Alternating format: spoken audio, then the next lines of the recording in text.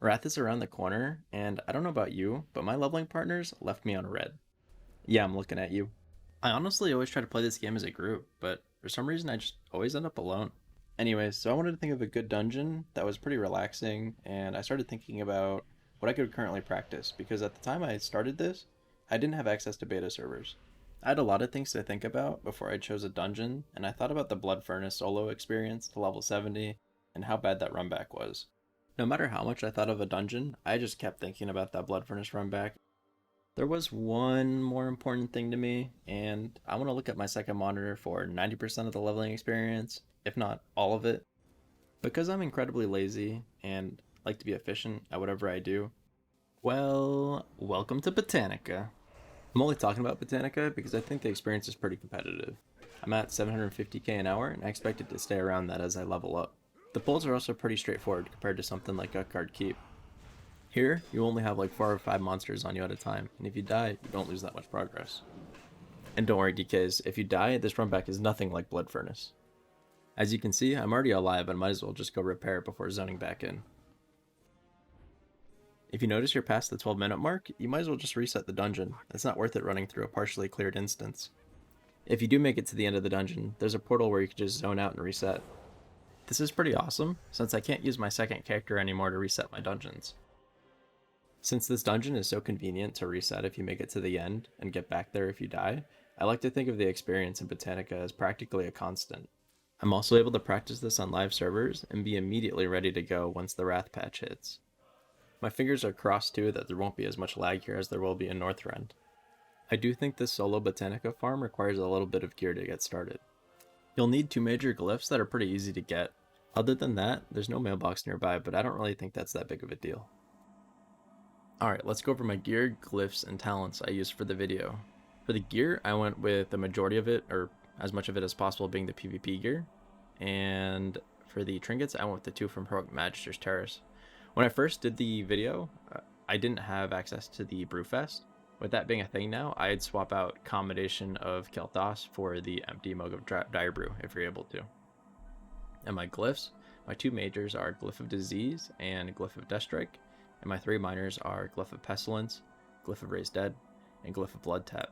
The 2 majors are a must-have. When I first did this on beta, it didn't transfer my glyphs, and I just kept dying on pulls throughout there. Like, Glyph of Deathstrike is your number 1 healed ability, so it's a must-have.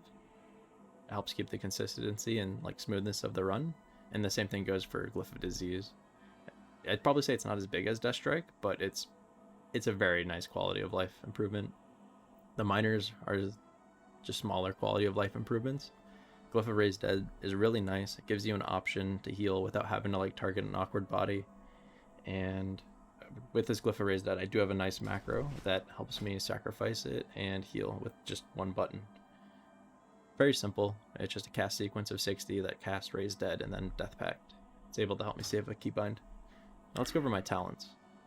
I'm mostly blood, and some changes I might make, or one change I might make, is I take 2 points out of bladed armor and put it inside 2-handed weapon specialization. And then I chose to get 3 points in Vendetta over improved rune tap. As you can see, Vendetta is my second most healed, and I oftentimes find rune tap expensive to use. I don't have the blood rune in my rotation, and it's just kind of awkward and kind of feels forced. Oftentimes I'll just press this if I'm running from one pack to another, and I'm not like fully topped off. Mark of Blood, not very good because I'm using a 2-hander. I don't think I'd get much value. It also kind of follows the same premise where it's a blood rune, and I just don't have them in my rotation very often. I'd rather use my blood rune on like something like Blood Boil, for instance, which is my second most damage. And Unholy Frenzy, I might be good at later levels, but right now I kind of just want smooth and consistent runs, not really have to think about it much. So I chose to go with these. I did put 3 points in Frost, which will overall help mobs do less damage to me because it'll reduce their attack speed. And that combined with the other major glyph I have, I'm just able to overall take less damage throughout the run. I did go with 11 points in Unholy, and I think Corpse Explosion's pretty big. Let's see where it is on my damage. It's not high on my damage, but it does help clean up packs once you start getting them down a bit. And it is also like a way to dump your runic power because you have it, and other than that you're just single targeting with Death Coil. which sometimes I will single target Death Coil early on at pulls while trying to keep my runic power decently high for Death Strike, but this is the talents I decided to go with. I didn't use any consumables in the video, but I'm definitely going to be looking to use some in the Wrath patch. For the Flask, I'm going to go with the Flask of Relentless Assault. This will help me speed up the overall pace of the dungeon. Another big consumable I think will be that level 65 innkeeper food to help you heal in between pulls, and when you get that poison debuff, it'll let you power through it. Another consumable I think that could potentially be big will be a Sapper charge. When those flower petals are immune to shadow damage, it'll be nice to be able to have like some fire damage that you could do. Some small consumables would be a Scroll of Protection and Roasted Clefthoof. Here are some tips and techniques to help you throughout the dungeon. I like to wait for this patrol before going into the next pack. I also try to make sure I never have too many mobs on me at once. Try to keep it to only 4 or 5 if you can. Try to chain pulls if you can. By doing so, you can spread your diseases easier. You're also able to get more value from your talents like Vendetta and Corpse Explosion. For these pulls, I'll focus the Blood Order Mender down first since they can heal. For these pulls, you'll want to focus the Blood Order Steward. They cast an Arcane Flurry which does a lot of damage, and I'll try and save my anti-magic shell for that.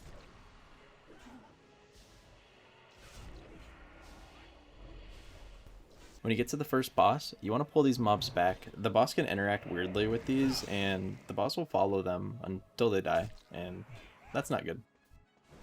I find these packs to be the hardest part of the dungeon, since I'll try to keep my momentum up and I'll have that poison debuff rotting my HP away. This is where I'm going to recommend having that level 65 innkeeper food. That way you can heal in between each pull quicker. If I go into this next pack and the flayers are immune to shadow damage, I'm going to use a Sapper to keep up my pace. At this next part, you have to be pretty careful. You never want to pull a pack when they have the Sunseeker Blessing buff. It's also very important to be mindful of the Sunseeker Channelers, since they'll have an aura that does magic damage, which does a lot of damage to players around it. The Channelers don't have very much HP and do a lot of damage, so you'll want to focus those first, as well as saving your anti-magic shell for when they start pulsing damage. This next pack I'll like the Icebound Fortitude. The mob's stun, and it'll help me keep up that momentum throughout this part of the dungeon.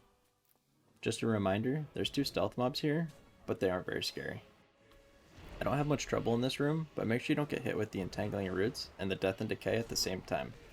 If you make it to this room, I feel like it's just a bonus. At this point, just don't pull too many and you should be fine. These monsters don't really do anything. For my last tip, try and pull a mob with you to the last room, that way you have access to Corpse Explosion.